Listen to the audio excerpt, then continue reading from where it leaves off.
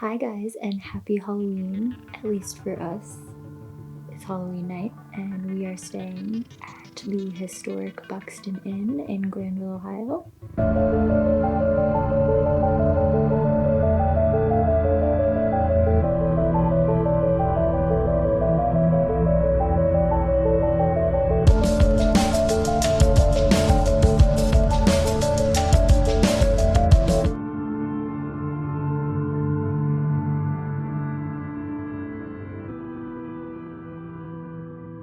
Yeah, we've been wanting to stay here for a really long time. We come to Granville often for food and drink, and we've been in the Buxton, but we've never gotten the chance to stay or gotten the tour we got tonight. So Shannon surprised me with a room. We're staying in room 10 For your birthday. for my birthday. Not just I because. didn't want to mention it specifically for Halloween. So yeah, we're staying in the main inn, which is cool because they own other smaller buildings that have other rooms in them. But we're actually staying like in the main house. Yeah. I think there's only 4 rooms in the main house, which was the original inn. And so we're staying in room 10. Sorry if we're talking kind of quiet. It's 1 a.m. We don't want to wake anyone up. But the main house has like 4 rooms, and I think room 9 and room 6 are the ones said to be haunted. Room 9 is where Bonnie, the past owner of this inn, actually lived in and passed away in. And we found out tonight that, did you see the lights flickering? I did not. The lights were just flickering. We found out that room 10, where we're staying, actually used to be attached to room 9, which is right over there. So she's right through that fireplace. So this used to kind of be like her living space, and it was part of that. And then just the past like year or 2, I think, they decided to convert it back into a room where you can stay. Yeah. And that's where we're staying tonight. Yeah, on our comfy little bed. Yeah, in the Buxton. It's super nice and old and historic, and the doors and floors are all old and yeah, it's got that. Very cool. Like when you walk through the front door, you immediately get hit with a like old smell, and I love it. Yeah. Love it. Yeah, super old. This place was, did you already say, built in 18? No, it was built the main house here was built in 1812. Granville was founded in 1805, I think. Something like that. Yeah. So yeah, a few years after the town was founded, Orrin Granger built it, and it was the first post office, part of the Pony Express, and it was a place for stagecoach drivers. Yeah, it was a stagecoach stop. They used to sleep in the downstairs, which is now the tavern. Yeah, we found out that tonight as well. So yeah, we actually, the reason why it's so late is because we just finished our little ghost tour. We started. It wasn't just a tour; it was like a paranormal investigation. Oh yeah, actually, which is the first time we've ever done anything like that. Yeah, so they do ghost tours normally, and like a person of the staff takes you around to the rooms and whatnot. Yeah, but tonight being Halloween, they brought in g-comm, which is a local paranormal investigation team out of Zanesville, I believe. Just like a little 3-man team. Yeah, and they brought some equipment for us to use and kind of like led the investigation, but pretty much just let us kind of do our own thing. Yeah. There are a lot of people tonight, I think more than they were 31. expecting. So last year was like half that. Yeah, that's what they were saying. Yeah. And this is not a very big place, so we kind of had to split up into groups, but it worked out good. And there were some people here who work at the inn who were really helpful and informative and kind of like gave the history of the place while we were walking around. Yeah, it was really cool. Yeah. Yeah, I mean, we've been here before, so we know some of the history. We've done a little research. I have a friend who used to work here. But yeah, like, it was nice seeing things we haven't seen before. Yeah. I've never been in the wine cellar. That was Yeah, we got to go down cool. into the wine cellar, which was, I feel like, maybe deeper than the tavern, or just on the other side of the inn. So it's it felt very secret. It's like underneath they have like a greenhouse area where you can sit and have brunch or whatever and eat, and then there's these just like kind of secret stairs that lead right down into the wine cellar. Yeah, when the stairs are covered up, they said it becomes level with the original floors of that room, and so they're pretty sure that it was used during Prohibition, so that when it was closed, no one knew what was going on down there, and that's where they kind of it's funny hung out. Like both entrances to the wine cellar are secret. One is in a wall in the hallway, and the other is in the floor. Yep. So. I'm not making any of that noise. No, and at one point they held onto it so it would stop, and it started swaying again. And they tried another one. They tried actually hitting one, and it wouldn't do it. But that one particular one kept swaying. And I think it's the one,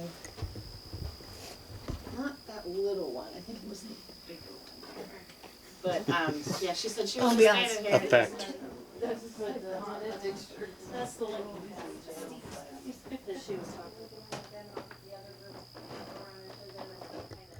talking. Pretty cool. We got to do like some, I guess, were they EVP sessions? Just like doing voice recordings. Electronic voice phenomena, in case you were Okay, that's what it stands for. wondering. Yeah, because I feel like some of the people here, because the investigators like, all right, we're gonna do an EVP session, and if you watched Ghost Adventures or Ghost Hunters, you know what they are. But I feel like some of the people were like, what are they saying? So yeah, they had one of those.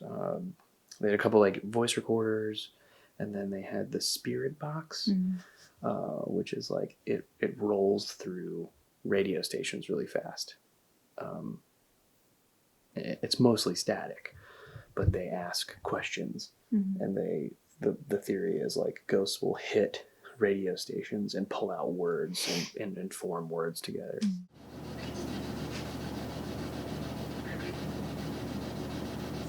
The lights just flickered. Did you live here? I seen it. Is Bonnie Bennell here? Which lights? Are you throwing a party?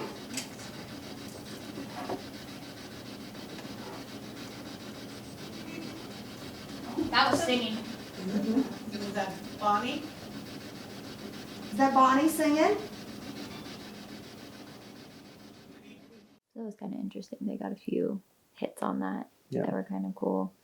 We filmed it. I don't know if it picked up any of the voices that were coming through, but it was kind of neat. And while we were doing that, I think I picked some up on my camera. The lights were flickering on the walls.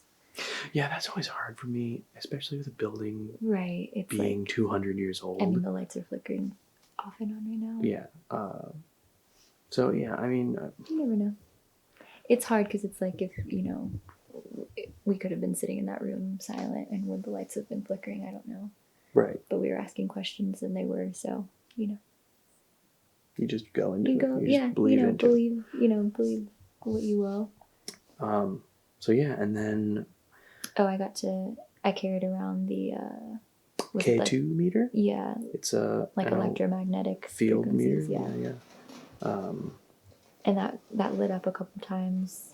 And it's hard in this situation too. That's another because- tough one. Yeah, and we were in such a large group, and there's so much going on that it's hard to pick things up.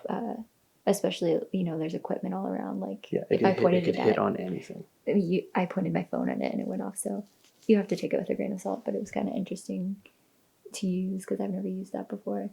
But yeah, because that we kind of like split off from the group for a little bit. And like went into the tavern by ourselves with one of the guys from Ben from team. from g-comm. Because we were upstairs, and they were like, okay, we're gonna split into some groups, and we're gonna take everybody, one group into room 9.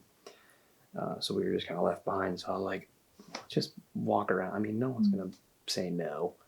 So yeah, we walked downstairs and I was like, hey, is there anybody in the tavern? And he's like, no, I'll go down there if you want. So yeah, we headed down there. And the first time I've been down there, pretty much completely black, dark. The only lights were the bar. If anything, it's just a cool experience to be here this late. Yeah, for like sure. having permission to be here, you know, somewhat in the dark, alone. It's a different experience. Yeah, and that's what it was a little tough for 31 people. So it was nice, but you know, we made some friends. We were chit chatting. We came upstairs because while we were down in the tavern, a bunch of people came back down. So we came back upstairs and we met two very interesting ladies from Cincinnati. Lisa and Linda. Lisa and Linda. Mm-hmm. And they informed us, because they asked us, like, oh, have you had any experiences here yet tonight or whatever?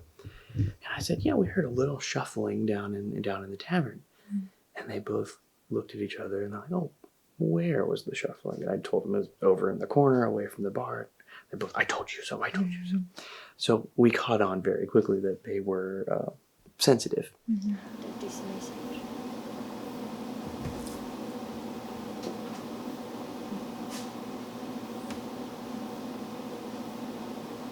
Wasn't you? That shuffle wasn't you? No, I that's why I looked over. I was like, who's that? And very knowledgeable. Mm-hmm. So they had a similar experience in the sense that something was down in the tavern, kind of in the same space. So that was kind of interesting. I'm glad we met them. We got to hang with them for a while. And for like 2 hours, 2 or 3 hours. Yeah, we showed them around our room because I think everyone on the tour who's kind of staying here, kind of like sharing their rooms with each other, because obviously the rooms are a big part of the inn, right? As well, and we got to go into room 9, which was Bonnie's room.